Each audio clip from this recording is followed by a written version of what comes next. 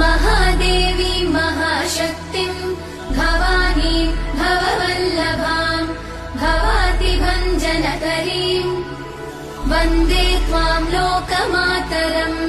भक्तप्रियाम् भक्तिगम्याम् भक्तानां कीर्तिवादिकाम् भवप्रियाम् सतीम् देवीम् वन्दे त्वाम् भक्तवत्सलाम्